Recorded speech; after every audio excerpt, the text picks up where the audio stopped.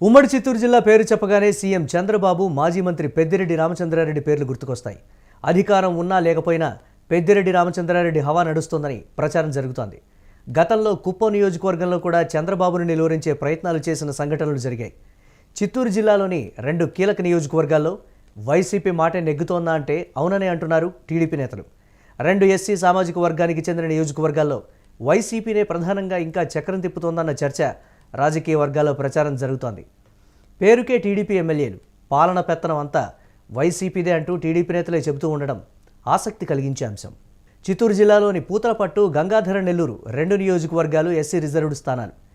గత ఎన్నికల్లో పూతలపట్టు నుంచి మురళీమోహన్ టీడీపీ తరపున విజయం సాధించారు. అదేవిధంగా గంగాధర నెల్లూరు నుంచి థామస్ విజయం సాధించారు.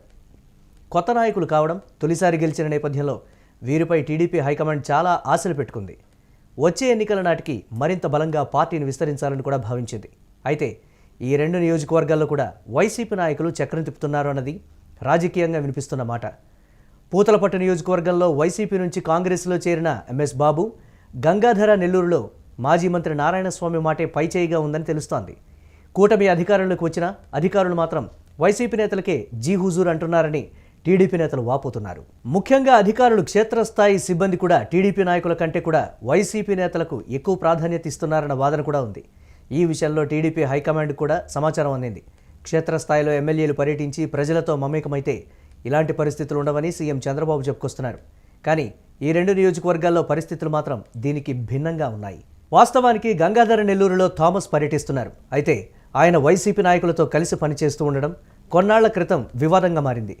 ఇక పూతలపట్టు నియోజకవర్గంలో మురళీమోహన్ కూడా ప్రజల మధ్య ఉంటున్నారు. కానీ ఇక్కడ కూడా ఎంఎస్ బాబు వర్గానికి ఎక్కువ ప్రాధాన్యత దక్కుతోంది. ముఖ్యంగా ప్రభుత్వ అధికారులు, ఉద్యోగులు వారు చెప్పినట్లు పనిచేస్తున్నారు. ఈ వ్యవహారంపై ఇటీవల జనసేన నాయకులు అభ్యంతరం వ్యక్తం చేశారు. ఈ పరిస్థితులు మార్చకపోతే వచ్చే ఎన్నికల నాటికి తమ పరిస్థితి మరింత దారుణంగా ఉంటుందని జనసేన నేతలు వాపోతున్నారు. వాస్తవానికి వైసీపీ అధికారం కోల్పోయినప్పటికీ రాష్ట్ర వ్యాప్తంగా కొన్ని నియోజకవర్గాల్లో ఆ పార్టీ ప్రభావం స్పష్టంగా కనిపిస్తోంది. ఇతర పార్టీల నాయకులతో కలిసి అడుగులు వేయొద్దని సీఎం చంద్రబాబు కూడా చెప్తున్నారు. అయినా కొన్ని నియోజకవర్గాల్లో మాత్రం మార్పు రావడం లేదు. అయితే దీనికి అధికారంలో ఉన్న టీడీపీ నాయకులు చెప్తున్న మాట భిన్నంగా ఉంది. గత ఎన్నికల్లో వైసీపీ నాయకులు కొంత కలిసి వచ్చారని, అంతర్గతంగా తమకు హెల్ప్ చేశారని టీడీపీ నేతలు చెప్తున్నారు. ఏదేమైనా ప్రస్తుతం పూతలపట్టు, గంగాధర నెల్లూరు నియోజకవర్గాల్లో జరుగుతున్న రాజకీయాలు చర్చనీయాంశంగా మారాయి.